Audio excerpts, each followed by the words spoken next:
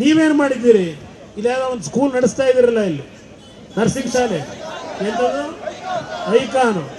ಆ ಭೂಮಿ ಯಾರ್ದು ಪಾಪ? ಅಲ್ಲೆಲ್ಲ ನಮ್ಮ ಬಿಲ್ಕೆಂಪನಹಳ್ಳಿ ಕೃಷ್ಣಮೂರ್ತಿ ಅಂತ ಹೇಳಿ ಒಬ್ಬ ಬಡ ಕುಟುಂಬದ ಬ್ರಾಹ್ಮಣ ಸಮಾಜದ ವ್ಯಕ್ತಿ ಕೃಷ್ಣಮೂರ್ತಿ. ಆ ಕೃಷ್ಣಮೂರ್ತಿ ಪಾಪ ಯಾವುದೋ ಒಂದು ವ್ಯವಹಾರ ನಡೆಸ್ತಾ ಇದ್ರಲ್ಲಿ KSFCನಲ್ಲಿ ಸಾಲ ತಗೊಂಡಿದ್ರು.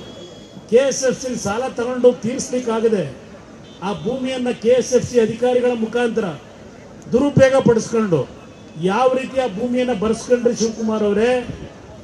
ಇವತ್ತು ಅದ್ಯಾವುದೋ ನಿಮ್ಮ ಅಜ್ಜಯ್ಯ ನೆನೆಸ್ಕೊಂಡು ಮಾತಾಡ್ತಿರಲ್ಲ, ಅದರ ಪಕ್ಕದಲ್ಲಿ ಇನ್ನೊಂದು ಭೂಮಿ, ಯಾವೊಬ್ಬ ಮಿಲಿಟ್ರಿನಲ್ಲಿ ಕೆಲಸ ಮಾಡಿದಂಥ ರಾಮಸ್ವಾಮಿ ಮಿಲಿಟ್ರಿಯಿಂದ ನಿವೃತ್ತಿ ಒಂದು ಬಂದು ಇಲ್ಲಿ ಯಾವುದೋ ಒಂದು 4-5 ಎಕರೆ ಭೂಮಿ ತಗೊಂಡಿದ್ರೆ ಅವರ ಮಗಳನ್ನ ಕಿಡ್ನ್ಯಾಪ್ ಮಾಡಿ, ಚಿಕ್ಕ ಮಗುನ ಕಿಡ್ನ್ಯಾಪ್ ಮಾಡಿ ಭೂಮಿ ಬರ್ಸ್ಕೊಂಡು ಆ 25 ಲಕ್ಷ ಚೆಕ್ ಕೊಟ್ಟು ಡಿಸೈನರ್ ಆಗಿದೆ ಚೆಕ್. ಇವತ್ತು 40 ವರ್ಷ ಆಯಿತು, ಆ ಚೆಕ್ ಹಣನೂ ಕೊಡಲಿಲ್ಲ.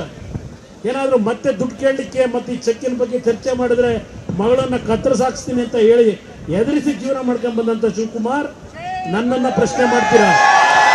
ನನ್ನನ್ನು ಪ್ರಶ್ನೆ ಮಾಡ್ತೀರಾ?